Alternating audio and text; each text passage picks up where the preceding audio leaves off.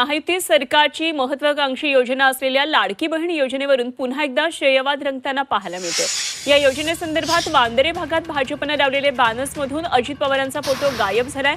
नुकत्याच झालेल्या अमित शहा यांच्या दौऱ्यामध्ये देखील अजित पवारांची अनुपस्थिती ही राजकीय चर्चेचं कारण बनली होती आणि त्यात भाजपकडून लावण्यात आलेल्या बॅनरवर अजित पवारांचा फोटो नसल्यानं पुन्हा चर्चा रंगतेय।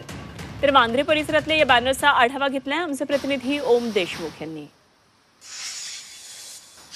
शिवसेनेकडनं जाहिरात करण्यात आली, त्या शिवसेनेच्या जाहिरातीतून अजित पवारांना वगळण्यात आलं होतं। त्या पाठोपाठ भाजपच्या बॅनरवरून देखील आता अजित पवारांना हटवण्यात आल्याचं दिसतंय। आपण सध्या वांद्रे परिसरामध्ये आहोत आणि या परिसरामध्ये भाजपकडनं देवेंद्र फडणवीसांच्या समर्थनार्थ बॅनरबाजी करण्यात आली आहे। देवाभाऊ लाडक्या बहिणीला 1500 रुपये देणार अशा प्रकारची टॅगलाईन वापरून भाजपकडनं या योजनेचं श्रेय देवेंद्र फडणवीस यांना दिलं जात आहे। तसा प्रयत्न भाजपकडनं केला जातोय। या बॅनरवर जर आपण पाहिलं तर प्रधानमंत्री नरेंद्र मोदी आणि मुख्यमंत्री एकनाथ शिंदे या दोघांचे फोटो आहेत।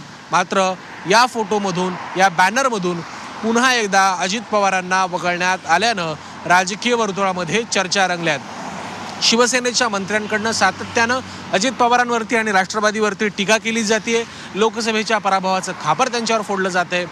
तर दुसऱ्या बाजूला भाजपकडून देखील आता अजित पवारांना साईडलाईन केलं जाते अशा प्रकारची चर्चा सुरू आहे। अमित शहांच्या दौऱ्यामध्ये देखील अजित पवारांची अनुपस्थिती लक्ष वेधून घेणारी होती। त्यामुळे अजित पवारांना महायुतीत आता अस्वस्थता वाटू लागली आहे का आणि महायुतीला देखील अजित पवार नकोसे झालेत का असा प्रश्न या निमित्तानं उपस्थित होतोय।